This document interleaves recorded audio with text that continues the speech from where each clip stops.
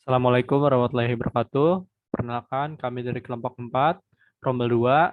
Di video kali ini, kami akan mempresentasikan hasil kerja kelompok kami, yaitu mengenai materi shell sort. Sebelumnya, kami akan memperkenalkan diri dahulu. Pertama, saya Muhammad Fatur Rahman, NIM 530242138. Lalu ada teman saya, Ahdan Bahi Rafif, 530242133. Dan Rauf Aufalin, 530242140. Yang pertama adalah materi terlebih dahulu, yaitu sorting itu merupakan suatu proses mengurutkan data yang sebelumnya acak sehingga dapat tersusun secara teratur dan rapi menurut aturan yang berlaku. Urutan yang dilakukan dapat dilakukan dengan cara urut naik ataupun urut turun. Data yang diurutkan ke dalam struktur data itu bisa bertipe numerik atau bisa bertipe karakter. Lalu, shell sort itu merupakan salah satu dari banyak jenis shell sorting, bentuk dari sorting, yaitu shell sort itu dinamakan sesuai dengan nama penemunya, yaitu Donald Shell. Metode ini memiliki istilah pertambahan menurun atau juga disebut dengan diminishing increment. Konsep atau cara kerja algoritma ini adalah dengan membandingkan indeks yang berjauhan dan bukan berdekatan. Algoritma ini akan melakukan looping atau perulangan pada set data, dan jarak antara indeks makin lama akan semakin berkurang dan akhirnya algoritma tersebut akan dibandingkan antara indeks yang berdekatan sehingga membentuk sublist. Kemudian akan melakukan penukaran antar indeks jika perlu. Cara kerja cell sorting ini adalah dengan menukarkan indeks yang menjauhan menggunakan gap yang ditentukan lalu diurutkan sehingga membentuk sublist yang dimana semakin lama gapnya akan semakin kecil. Baik, contohnya ini ada original data 60 sampai 10 di layar.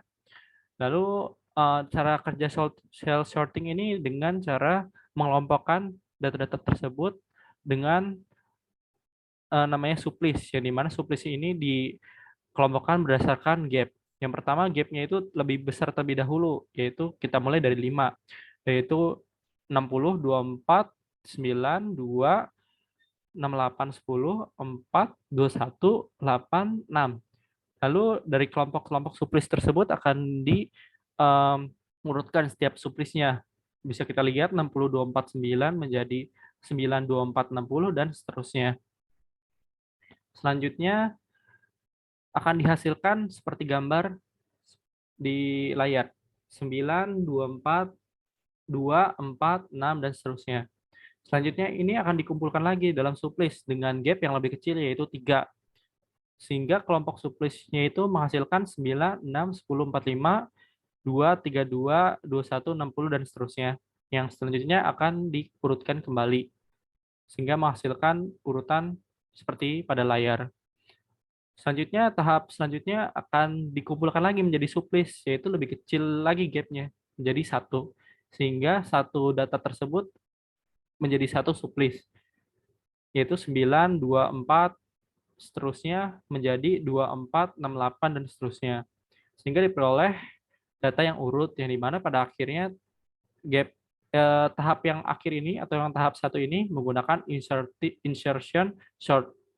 Yang juga diperhatikan bahwa setiap tahap dari gap 5, 3, dan 1 makin lama indeksnya ini akan semakin mendekati ke tempat seharusnya. Seperti angka besar akan berada di kanan dan angka kecil berada di kiri. Baik, selanjutnya akan diteruskan oleh Mas Rauf.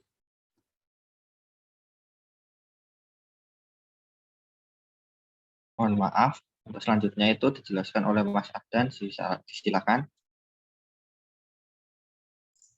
Baik, selanjutnya adalah bentuk program cell sort. Pertama kita mendeklarasikan IOStream, di mana gunanya untuk fungsi cout dan cin dapat digunakan. Selanjutnya void. Void di sini berfungsi sebagai prosedur, di mana nantinya akan dijalankan pada fungsi utama. Yang pertama, mendeklarasikan variabel. Yang pertama, variabel i berguna sebagai gap. Hanya variabel j digunakan untuk memperkecil variabel i atau gap. Selanjutnya adalah k. Untuk hasil menyimpan dari sorting. Lalu selanjutnya proses looping yaitu digunakan untuk proses sorting. I sama dengan N per 2 sampai I lebih dari 0, I sama dengan I per 2. Yaitu digunakan gap yang pertama N per 2. Selanjutnya yaitu for J sama dengan I atau gap, J kurang dari N, J plus plus. Artinya maka gapnya ini akan diperkecil dari N per 2 menjadi N per 4, lalu N per 8. Lalu for K sama dengan J dikurangi I atau gap, K lebih dari 0, K sama dengan K dikurangi gap atau I. Artinya maka gap akan selesai sampai nilainya 1. Lalu if array K plus 1 lebih dari sama dengan array K, lalu loopnya diselesaikan. Selanjutnya, jika bukan, maka temp array sama dengan array K. Array K sama dengan array K plus 1. Maka array K plus 1 sama dengan temp. Fungsi ini digunakan untuk menyimpan hasil sorting tadi. Maka selanjutnya dilanjutkan oleh teman saya.